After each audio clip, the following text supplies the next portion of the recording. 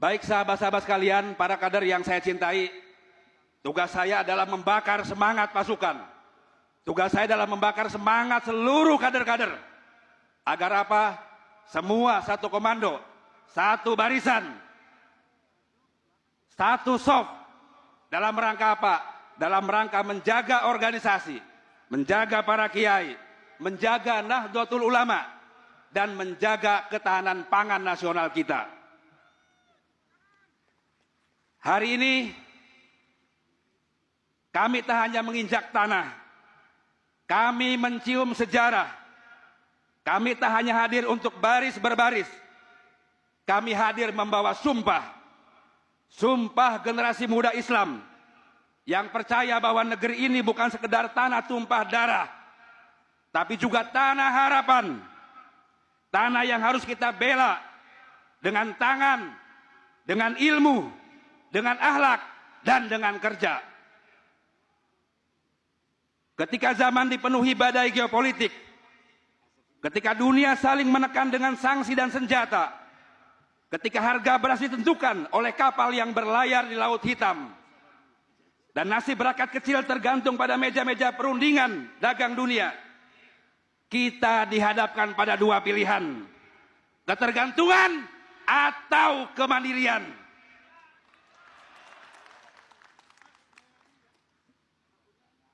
Kemandirian tidak akan pernah terwujud tanpa adanya ketahanan pangan. Dalam sejarah Nahdlatul Ulama, Ki Haji Wahab Hasbullah membentuk Syirkatul Inan, perserikatan di bidang pertanian untuk menciptakan ekosistem pangan. Hadratus Syekh Kiai Haji Hasyim Asy'ari menyebut para petani sebagai penolong negeri.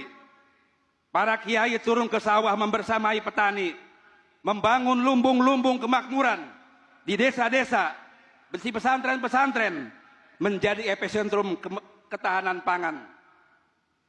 Inilah simpul-simpul kesejarahan, teladan yang diajarkan oleh para pendahulu kita, agar kita tidak jauh dari sawah, agar kita tidak jauh dari petani, untuk menciptakan kemakmuran sesungguhnya bagi masyarakat Indonesia.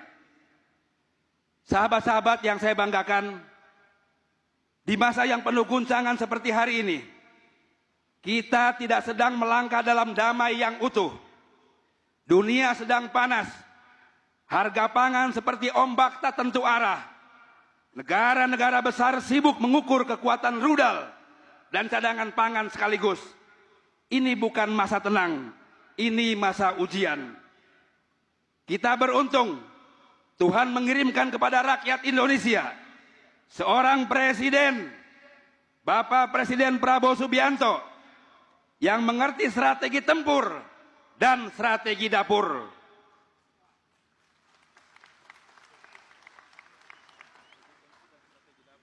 Seorang pemimpin yang bisa bicara kepada para jenderal di medan perang dan kepada para petani di ladang garapan.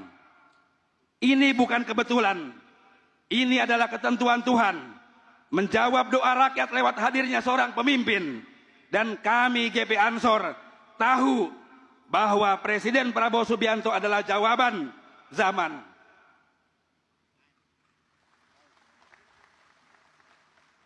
Kader Ansor, Banser yang militan di seluruh dunia. Pertahanan terbaik kita adalah membangun ketahanan rakyat semesta. Dan ketahanan terbaik adalah ketahanan energi, ketahanan air, dan terutama ketahanan pangan. Kita semua bukan bintang-bintang di langit yang sebentar muncul, sebentar hilang. Kita Ansor Banser adalah awan yang akan menutupi bintang-bintang. Dari awan itulah kita akan menurunkan hujan, menyuburkan bumi, menumbuhkan pangan, dan memakmurkan desa-desa kita semuanya. Ansor Banser adalah gelombang angin dan gelombang samudra yang akan membawa perubahan besar dalam membangun cita-cita bangsa, manunggal bersama masyarakat dalam menjaga ketahanan pangan. Gagasan yang tersusun dalam sebuah konsep pitutur bangsa, membangun cita-cita bangsa dari kampung dan desa, tertulis dalam buku Mata Rantai Cita-Cita Bangsa, peran GP Ansor dalam mengintegrasikan logistik perdesaan dan rantai pasok pangan. Kami rangkai dan orkestrasikan irama kemakmuran desa, menyambungkan logistik perdesaan dan rantai pasok pangan agar lumbung kemakmuran makin dekat dan terjangkau. Inilah persembahan kami dalam ulang tahun yang ke-91. Kami terbitkan sebuah buku, sebuah konsep di mana kita bergerak, bertindak dengan landasan yang kuat, yaitu buku tentang logistik perdesaan dan rantai pasok pangan.